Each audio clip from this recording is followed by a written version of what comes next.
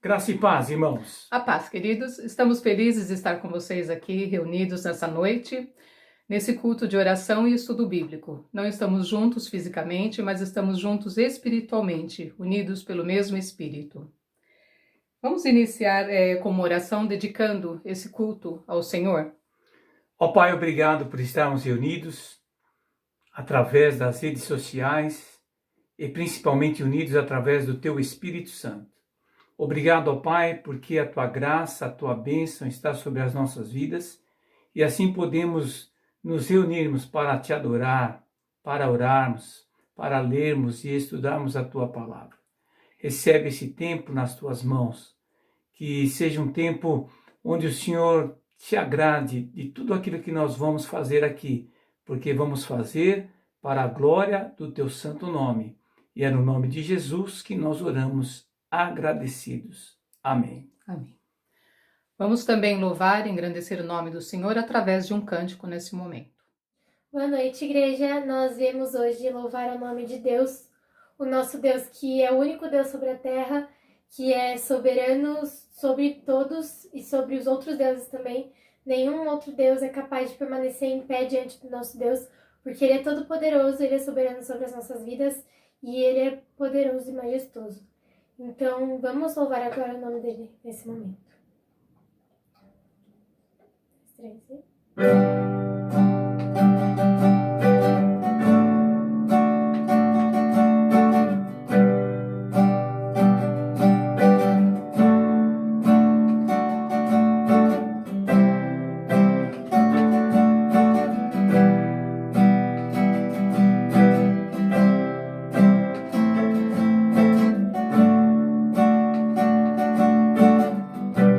Deus Supremo é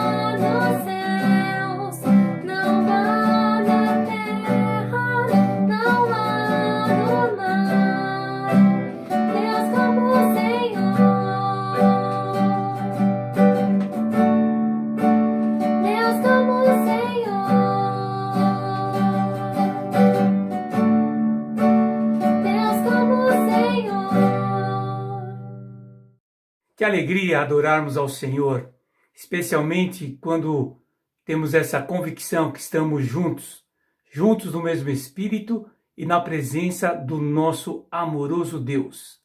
Agora vamos proceder à leitura do Salmo 63, versículo 1 ao versículo 4. Esse texto vai nos falar sobre o desejo da nossa alma de buscar a presença do Senhor. Ele usa uma ilustração incrível, que é de uma terra seca, uma terra onde não recebe água. Vamos então ler Salmo 63, de 1 a 4. Ó Deus, Tu és o meu Deus. Eu te busco intensamente. A minha alma tem sede de Ti. Todo o meu ser anseia por Ti, numa terra seca, exausta e sem água. Quero contemplar-te no santuário e avistar o Teu poder e a Tua glória. O Teu amor é melhor do que a vida, por isso os meus lábios te exaltarão. Enquanto eu viver, te bendirei, e em Teu nome levantarei as minhas mãos. Esse primeiro versículo que acabamos de ler fala: Tu és o meu Deus, e eu te buscarei intensamente. Então nós vamos ter agora um período de intercessão. Enquanto eu falo alguns pedidos aqui, você aí do seu lar, onde você estiver, você eleve os seus pensamentos e a sua voz, a sua oração ao nosso Deus. Primeiramente, eu gostaria que nós estivéssemos orando pelo Gustavo, que perdeu a avó essa semana, orar pelo consolo do Senhor, orar pelo seu pai, o seu Jorge, que está bem abalado, triste, por ter perdido a mãe, e que Deus também dê sabedoria ao Gustavo e à Aline para apoiá-lo, apoiar a família e também compartilhar com sabedoria o Evangelho do Senhor Jesus Cristo. Vamos estar orando também pelos nossos missionários. Eles estão no fronte, nesse momento, compartilhando da palavra de Deus, seguindo a obra do Senhor. Temos a irmã Lucimara aqui na nossa base de São Bernardo do Campo, temos o William e a Kelly lá na nossa congregação, Igreja Batista em Tambaú, temos a Daíra e a Zilene, entre a tribo Machacali, Beto, Adriana, as meninas em treinamento, buscando se preparar cada vez mais para alcançar os povos muçulmanos, com o objetivo de ir até o Egito e ali compartilhar do Evangelho. Temos também a irmã Hilda, lá no Piauí, com o projeto de plantação de igreja na Serra do Maracujá. Vamos também estar orando pelas famílias da nossa igreja. Estamos todos aí isolados, nessa questão do isolamento social, muitos estão apreensivos, alguns tendo que se deslocar para o trabalho, outros trabalhando remotamente de suas casas. Vamos orar para que Deus preserve os trabalhos, que Deus dê o suprimento necessário para cada uma das famílias ligadas à nossa igreja. Vamos orar também por São Bernardo, por São Paulo, pelo Brasil e pelo mundo, que essa pandemia seja interrompida pelo poder de Deus e que possamos voltar a uma normalidade, ao dia a dia das nossas vidas. Vamos orar nesse momento com a Nádia, encerrando esse tempo de oração. Senhor meu Deus, nós te louvamos, ó Pai, e glorificamos o Teu nome neste momento, Senhor. Queremos colocar diante do Senhor, ó Pai, cada um desses pedidos que foram colocados aqui, Senhor. Oramos especialmente nesse momento, ó Pai, pelo Senhor Jorge, que é o pai do Gustavo, ó Pai. Que o Senhor, ó Deus, possa consolar, ó Deus, o coração dele, da família dele. Que o Senhor dê sabedoria ao Gustavo e à Aline neste momento, ó Deus, para que eles possam testemunhar, ó Deus, do seu amor ali e levar uma palavra, Amém, Senhor, de consolo a eles, ó Deus. Amém, Jesus. Oramos, ó Deus, pelos enfermos, Senhor, da nossa igreja, Sim, aquelas Senhor. pessoas, ó Deus, conhecidas nossas que têm pedido orações. Nós pedimos ao Pai, em nome de Jesus, que o Senhor entre com a sua providência, Senhor. Sim, Senhor. Que o Senhor possa amenizar dores, que o Senhor possa trazer cura. Senhor, coloca as tuas mãos poderosas, Senhor, sobre cada uma dessas pessoas, ó Deus. Em nome de Jesus. Nós te pedimos em nome de Jesus, ó Pai, que o Senhor esteja nos guardando, Senhor, desse vírus que tem trazido tantos problemas ao nosso país, ó Pai.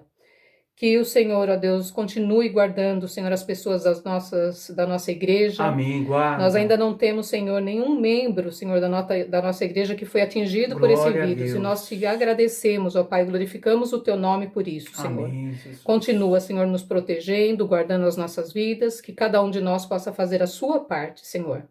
Mas também te pedimos, ó Deus, por toda a nossa nação, por todas as pessoas no mundo, ó Deus, que têm sido afetadas por isso. Ó Pai, em nome de Jesus, nós te pedimos que o Senhor dê sabedoria, Senhor, aos médicos, aos cientistas, Sim, Senhor. que eles possam, ó Deus, logo encontrar um remédio para a cura dessa doença, que eles possam encontrar um remédio que amenize os sintomas, ó Deus, que Amém. não leve pessoas a óbito, Deus.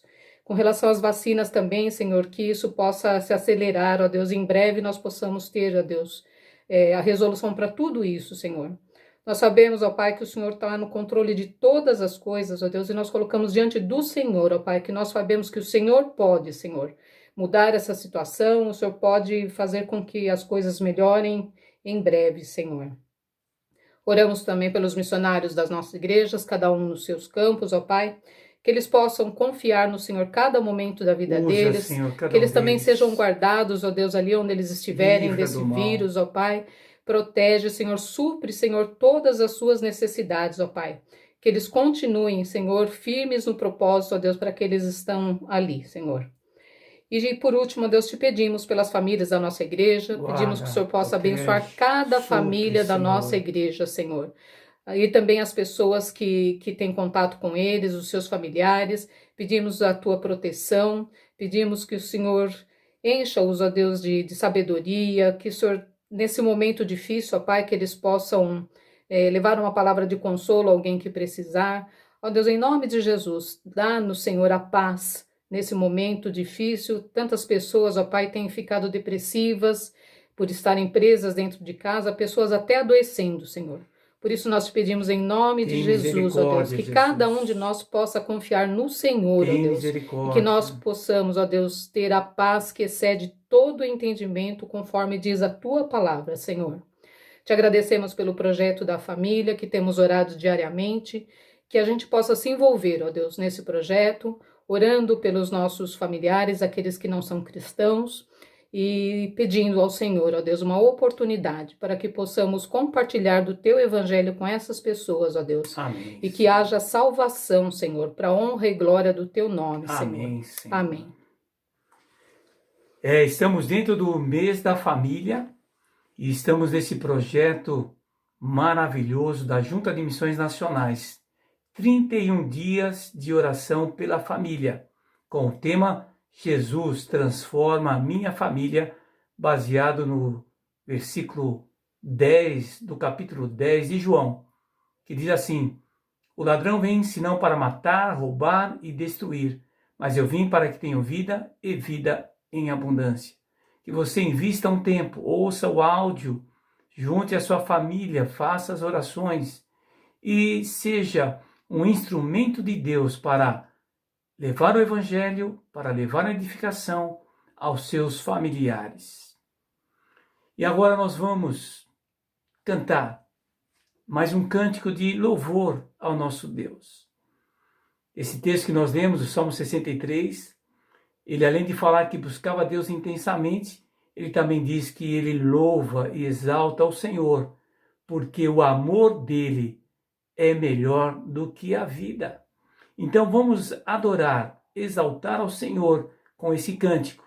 E logo após o cântico, nós vamos ouvir a mensagem do Senhor aos nossos corações, através do pastor Diego Fernandes. Vamos cantar, vamos louvar e meditar na palavra de Deus. O nosso Deus é um Deus grande, é um Deus de infinitas obras, um Deus fiel, um Deus conselheiro. Então eu te convido agora a cantar com a gente a música Grande é o Senhor. 2, 3, 4.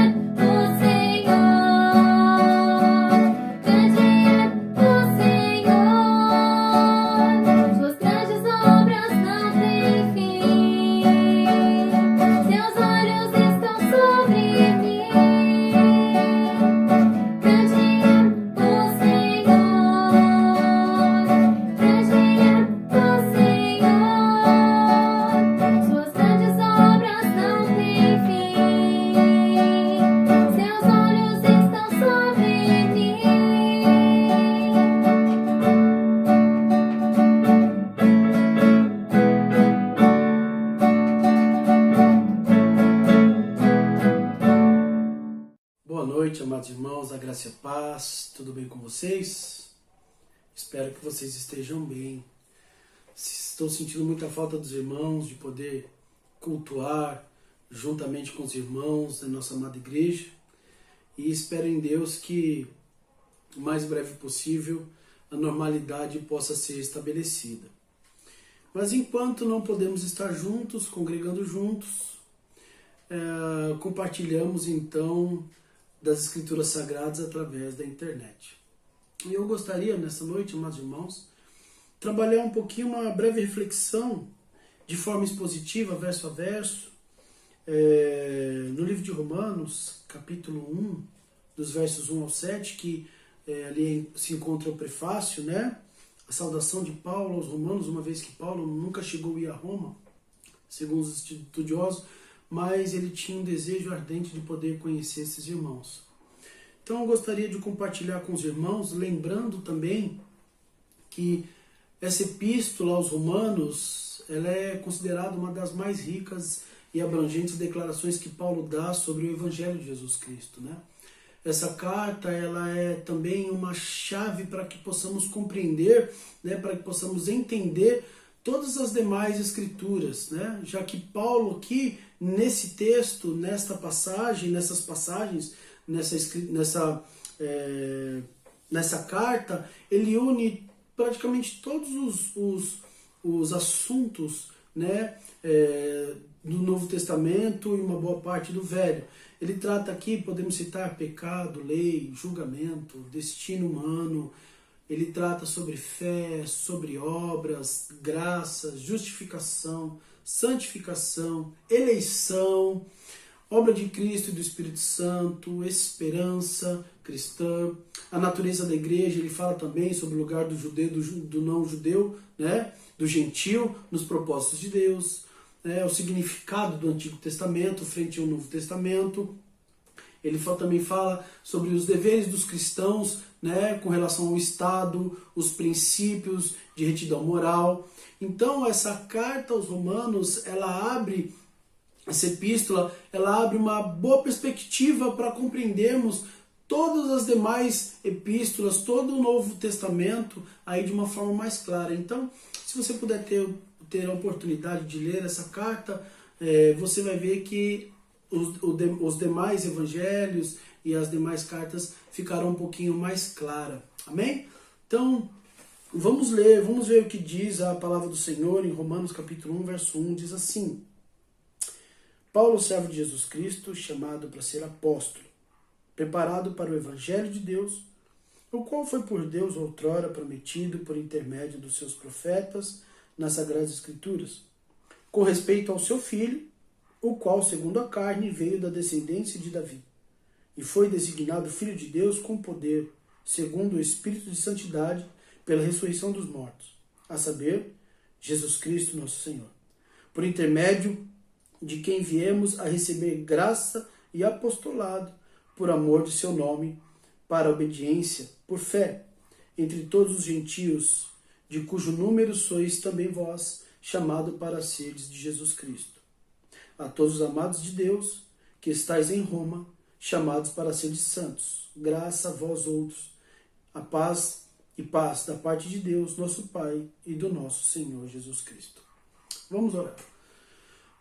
Amado Senhor, em nome de Jesus, queremos colocar diante de Ti a Tua palavra. Que o Teu Espírito Santo possa nos dar compreensão e entendimento acerca das Escrituras Sagradas, e que o Senhor possa ministrar ao nosso coração, nos dando conhecimento e entendimento, Senhor. Fala conosco nesta noite, fala com os meus irmãos, em nome de Jesus. Amém.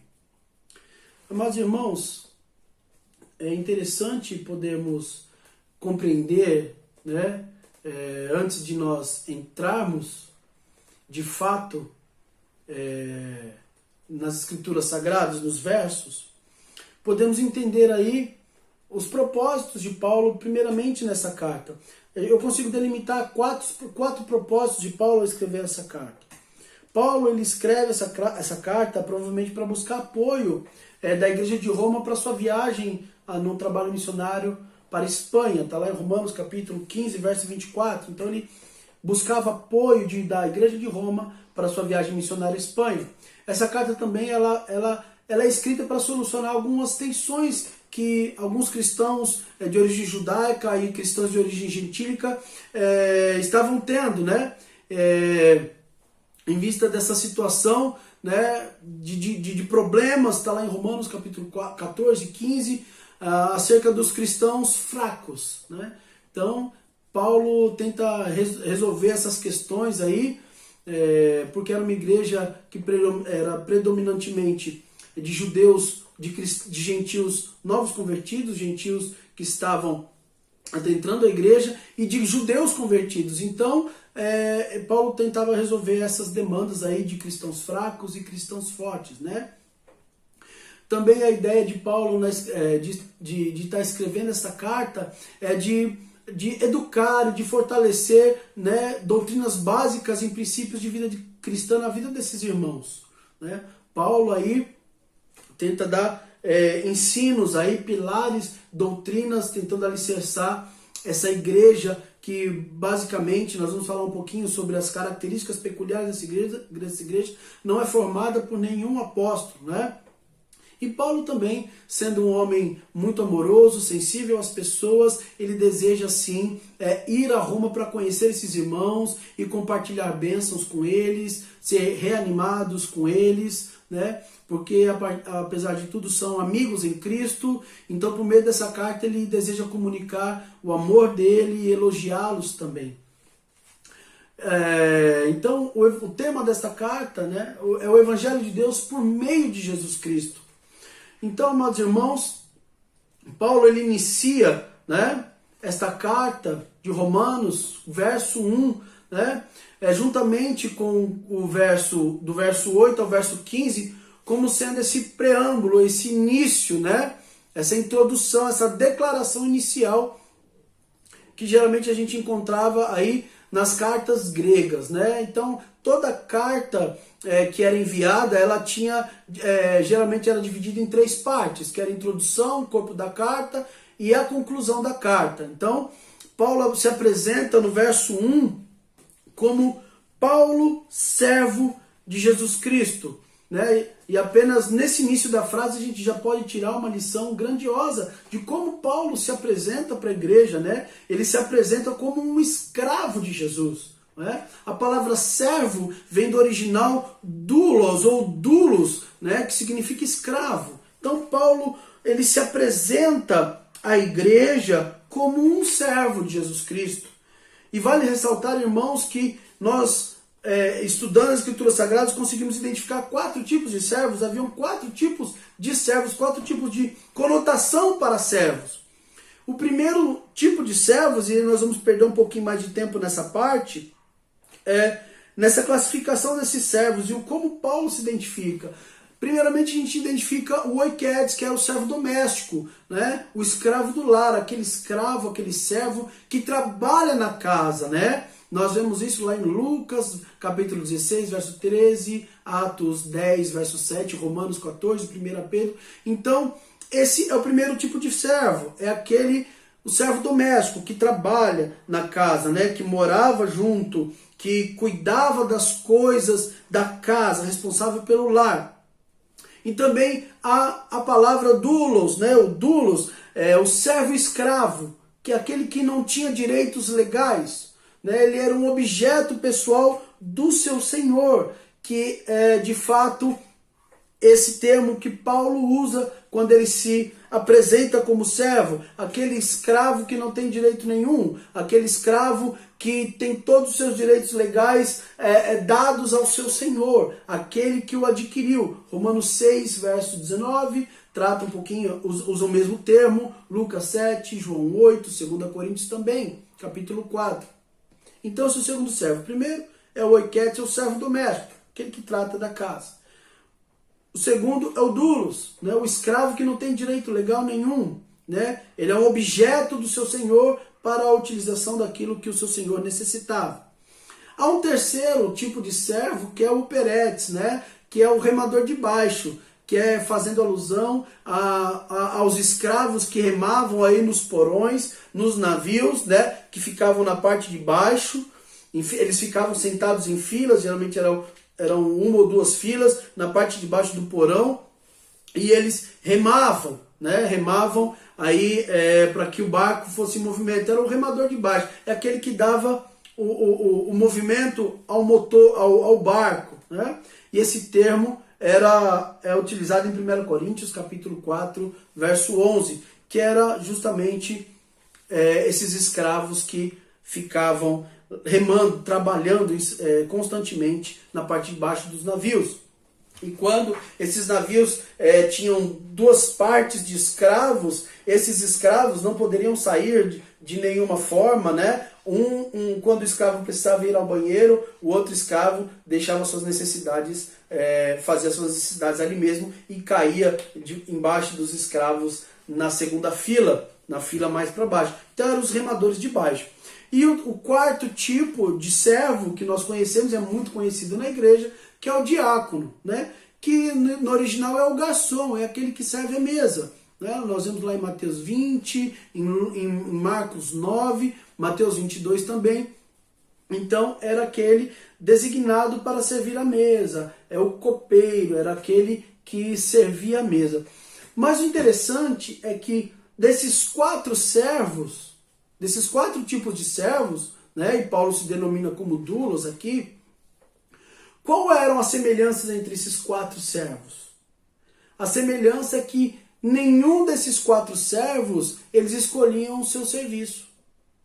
Nenhum desses quatro servos escolhiam a quem eles iriam servir. E esses quatro servos dispunham a sua vida a favor de outros. Então a primeira coisa, irmão, que nós podemos, meu irmão, minha irmã, ver aqui é que Paulo ele não escolhia o serviço que ele iria realizar. Paulo não escolhia a quem ele iria servir e Paulo não escolhia a vida dele, não era para o próprio benefício, ele vivia a favor de outros. Então, meu irmão, como servo de Jesus Cristo, como serva de Jesus Cristo, nossas vidas devem pelo menos ter essas três características. Não escolher o serviço, não escolher a quem devemos servir e também dispor a nossa vida aos outros. Somos servos de Jesus Cristo. Não devemos escolher, não temos mais essa possibilidade de escolher a quem servir, porque nós já pertencemos a Cristo. Devemos estar prontos para todo tipo de trabalho que o Senhor colocar às nossas mãos, né? O Senhor nos capacita, né? E a nossa vida, ela precisa estar à disposição de outros. Não adianta eu dizer que sou um servo, que sou um doulos, né? Onde os meus direitos, onde as minhas prerrogativas estejam acima do meu serviço, acima do meu Senhor e acima das pessoas. Então Paulo ele se apresenta, ele já inicia o verso 1 dizendo: Paulo, doulos de Jesus Cristo, servo de Jesus Cristo, chamado para ser apóstolo. Então, depois, logo em seguida, quando ele trata sobre o servo, ele diz: eu sou servo de Jesus Cristo. E quando ele falava servo, todos eles entendiam, né? Todos os judeus como os gregos, eles entendiam o que Paulo estava querendo dizer. Chamado para ser apóstolo, no verso 1, separado para o evangelho de Deus. Então, Paulo ele diz aqui que ele foi chamado para ser apóstolo. Paulo também, na grande maioria dos seus escritos, ele inicia geralmente a sua carta defendendo o seu ofício apostólico. Porque Paulo, na sua trajetória, ele teve dificuldades com relação à aceitação no ministério apostólico por parte de alguns cristãos, de alguns da igreja naquela época, inclusive dos próprios apóstolos. Tanto é que ele, por várias e várias vezes, por vários momentos, ele teve que defender de forma vigorosa o seu apostolado. 1 Coríntios 9, a gente vê isso. 2 Coríntios 12 também, Gálatas. Então, por quê? Porque Paulo, ele foi chamado ao apostolado um pouco diferente dos outros apóstolos, né? Paulo ele foi chamado pessoalmente por uma aparição do próprio Senhor Jesus, que está lá em Atos 9.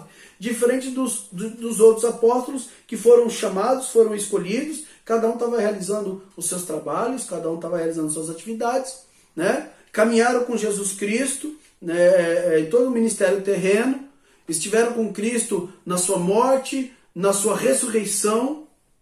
E Paulo, então, ele teve um chamado um pouco diferente, por isso que ele diz que ele se considera como um abortivo, né? Uma raspinha do tacho, quase que morrendo.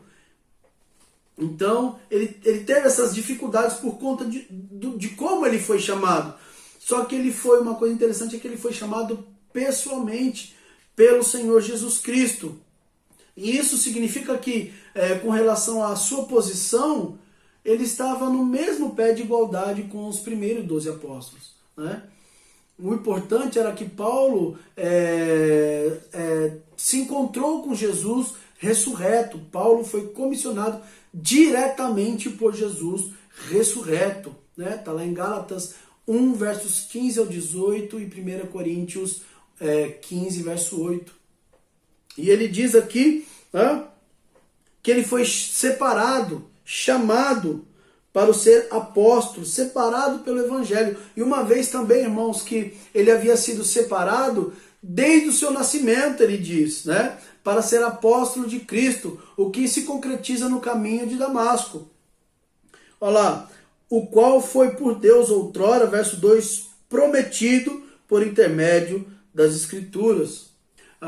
Então, continuando o verso 2, diz assim, separado pelo Evangelho de Deus, verso 1, verso 2, o qual antes, outrora prometido por intermédio dos seus profetas nas Sagradas Escrituras. Então o Evangelho o qual ele tinha separado, esse Evangelho, meu irmão, não era uma mensagem nova, não é? Porque Deus anteriormente já havia prometido, por intermédio dos profetas nas Escrituras, quando ele se referia ao Messias, ao Cristo, né?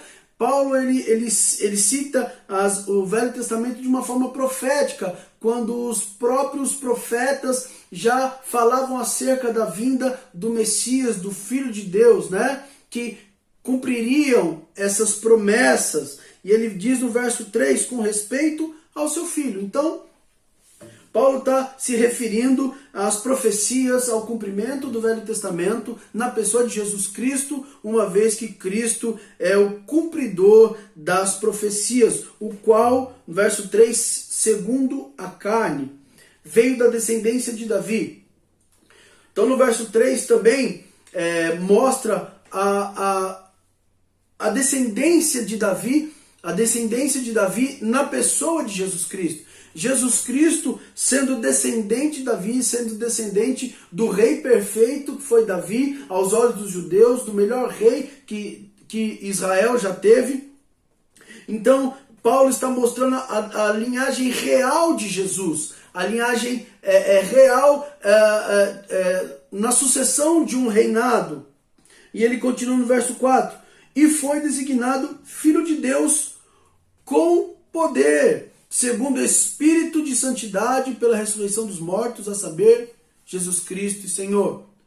Paulo, então, nessa saudação, ele relaciona a pessoa de Jesus na unidade da família de Deus, como filho legítimo, constituído do poder e da linhagem terrena de Davi. Como também ele mostra, esse verso mostra a dupla natureza de Cristo, quando ele atribui também a descendência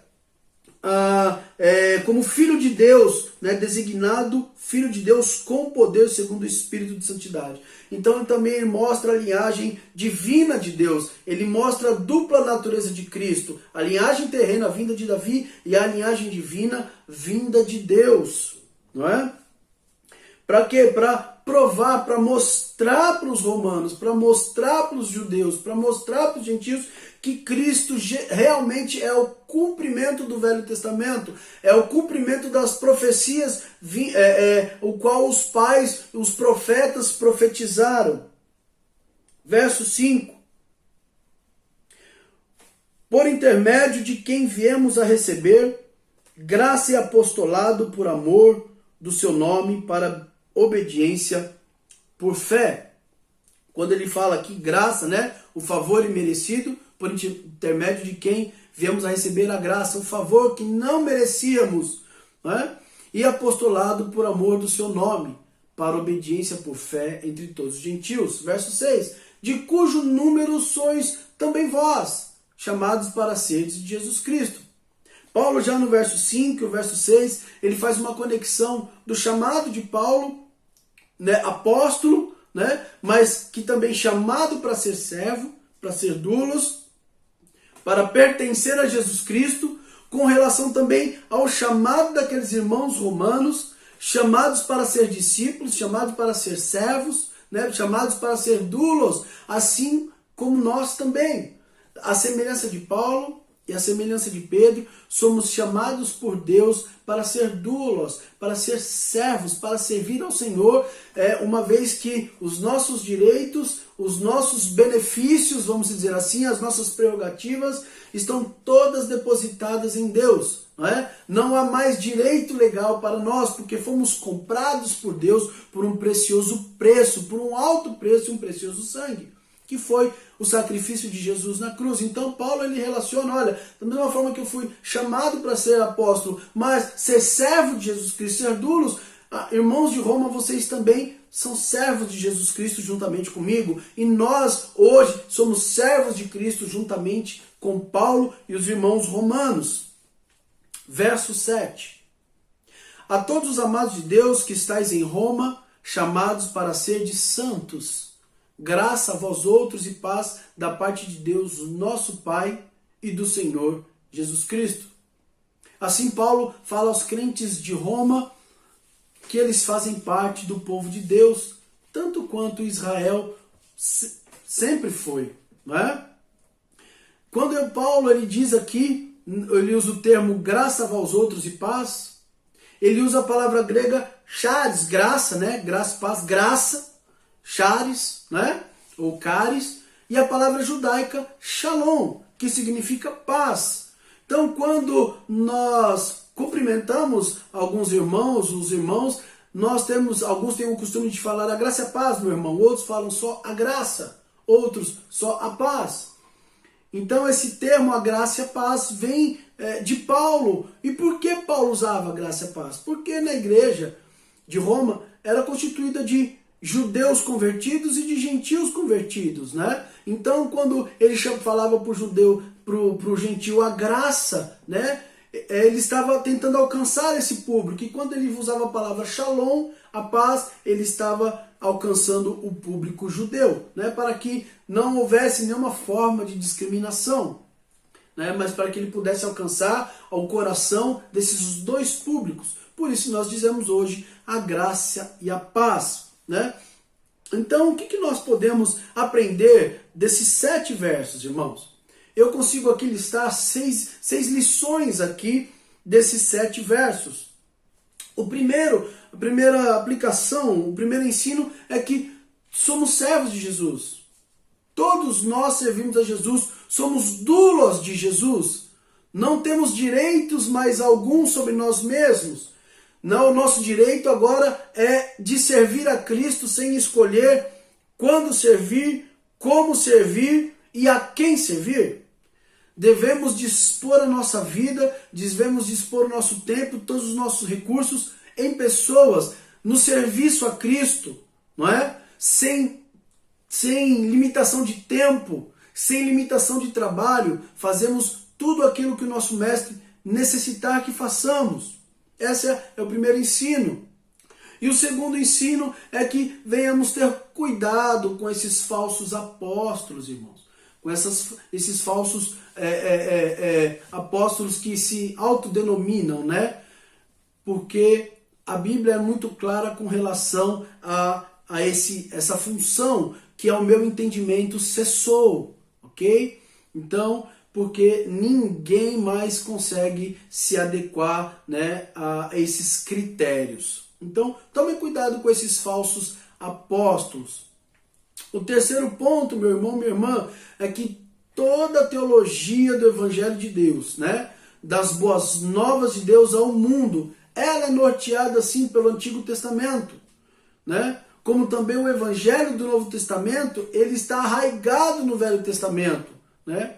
Então, nós só podemos compreender o Velho Testamento se nós compreendemos o Novo, lemos o Novo. como também só podemos compreender o novo se nós estudarmos o velho. Então não existe dois evangelhos, Velho e Novo Testamento, né? É um só evangelho, uma só mensagem, né? O Velho Testamento traz luz e compreensão ao Novo, e o Novo Testamento traz luz e compreensão ao Velho. Então, é uma só mensagem de Deus que se fecha, que culmina Velho e Novo Testamento em Jesus Cristo. Ele é o cumprimento de toda a Escritura, né? O Velho Testamento se cumpre em Cristo e Cristo é o Novo Testamento, é a palavra viva. Ele é o cumprimento do Novo Testamento também. Então, todo o Evangelho de Deus, todas as boas novas, todo o Velho Testamento e todo o Novo Testamento é a palavra de Deus, né, completa para o homem, enviada por Deus. O quinto ensino, aqui o quinto benefício, né, que nós podemos retirar desses 7 versos é que os benefícios pessoais do Evangelho, né, são extraordinários para nós, né?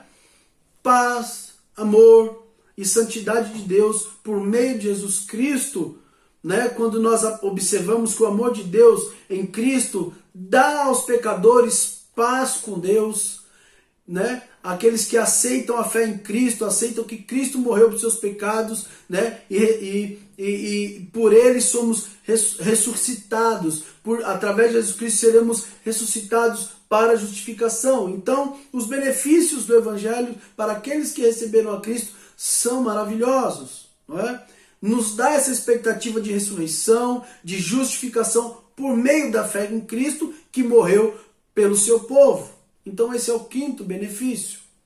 E o sexto e último benefício, o sexto e último ensino, o sexto e último aplicação é que o fato de que do alcance do Evangelho, né? Que o Evangelho, que as boas novas, a pregação das boas novas, ela é universal, ela tem um alcance universal, né? Que Jesus, o Messias de Israel, é Salvador do mundo, Salvador do universo, né? Que a mensagem de Cristo não conhece fronteiras. Paulo estava ali falando com o povo de Roma, né? Que a propagação do Evangelho, né?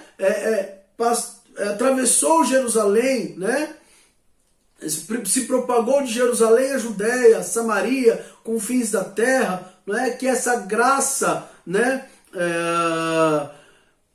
Do ministério dos apóstolos, né? Que inclui Paulo, ela é estendida a nós. Que esse evangelho pregado por eles não tiveram barreiras, não tiveram fronteiras, né? E chegou até nós aqui hoje, né? Então, o Evangelho de Cristo, ele não tem fronteiras, né? Essas boas novas de que esse Salvador, esse Senhor, não é? Esse Evangelho de um Deus que salva, que redime, que transforma, ele não tem fronteiras. Ele saiu de Judéia, Samaria e vai até os confins da terra. E temos certeza, meu irmão, que esta palavra, minha irmã, que esta palavra ainda se cumprirá, de que todos ouvirão a palavra de Deus, de que o Evangelho não terá fronteiras, de que o Evangelho, de que a palavra de salvação não ficará estagnada, mas alcançará cada coração até a volta de Cristo. Então, meu irmão, minha irmã, gostaria que você pudesse meditar nesta palavra e que esta palavra, em nome de Jesus, possa ficar gravada na tábua do seu coração. Nós podemos tirar alguns ensinos de apenas 7 versos e, se Deus nos permitir, daremos continuidade. Então, em nome de Jesus, que você tenha uma boa semana, que você possa ser abençoado por esta palavra e que o Espírito Santo possa falar com você. Sejamos servos, sejamos doulos, né? Em nome de Jesus. Amém. Deus abençoe e uma excelente semana.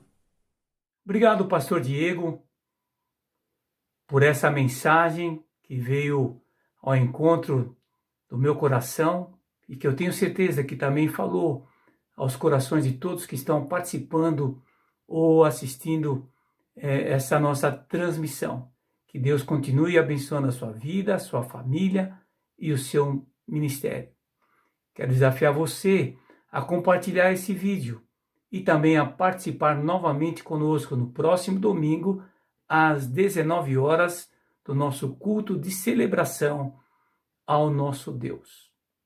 Boa noite, irmãos. Deus abençoe a todos. Vamos orar. Senhor, muito obrigado por tudo que fizemos aqui, porque fizemos com alegria, com gratidão, com dedicação, com amor, para a honra e glória do teu santo nome.